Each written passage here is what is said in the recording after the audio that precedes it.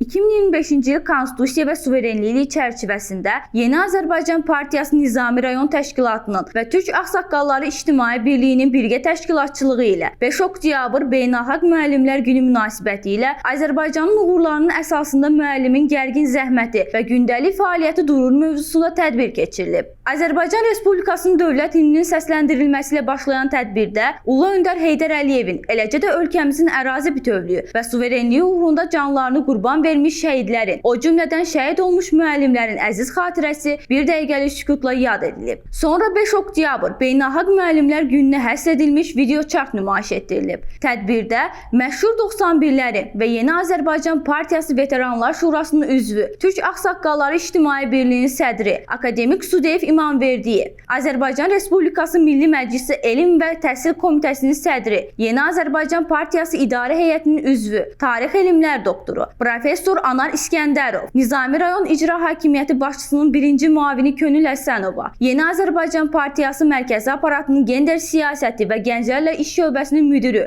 Zəkiyə Musayeva, Elm və Təhsil Nazirliyi yanında məktəbə qədər və Ümumi Təhsil üzrə Dövlət Agentliyinin Bakı şəhər üzrə Təhsil İdarəsinin Ümumi Təhsilin Təşkili sektorunun aparıcı məsləhətçisi, Nizami Rayon üzrə kurator Gülnar Qədirova, Yeni Azərbaycan Partiyası Nizami Rayon Təşkilatının sədri Ramil Vəlibəyov və başqaları çıxış edərək müəllimləri təbrik ediblər. Mən dünyada müəllimdən şərəfli ad tanımıram deyən ümmili lider Heydər Əliyevin Azərbaycana rəhbərlik etdiyi bütün illərdə müəllim əməlinin yüksək qiymətləndirməsi, təhsil iştirəlinin maddi vəziyyətini, rifahının yaxşılaşdırılması xüsusi qeyd olunub. Bildirilib ki, ümmili lider Heydər Əliyevin siyasi kursunu uğurla davam etdirən Prezident İlham Əliyevin rəhbərliyi ilə Azərbaycan təhsilinə göstərilən yüksək diqqət və qayğı bu gün də davam etdirilir. Eyni zamanda ölkəmizdə təhsilin inkişafında, onun maddi texniki bazasının möhkəmləndirilməsində birinci vitse-prezident Mehriban xanım Əliyevanın rəhbərlik etdiyi Heydər Əliyev Fondunun müstəsna xidmətləri də diqqətə çatdırılıb. Qeyd olunub ki, Azərbaycan müəlliminin tarixən xalqımızın intellektual potensialının formalaşdırılmasına böyük xidmətləri var. O da vurğulanıb ki, artıq 5-ci ildir ki, Azərbaycan müəllimi Beynəlxalq Müəllimlər Gününü qalib xalqın qalib övladı olaraq bayram edir. Xatırladılıb ki, zəfərlə başa çatan 44 günlük vətən müharibəsində 20 məktəb direktoru, 32 direktor müavini, 671 müəllim düşmənə qarşı vuruşaraq qəhrəmanlıqlar göstərib. Bu müharibədə 20 təhsil işçisi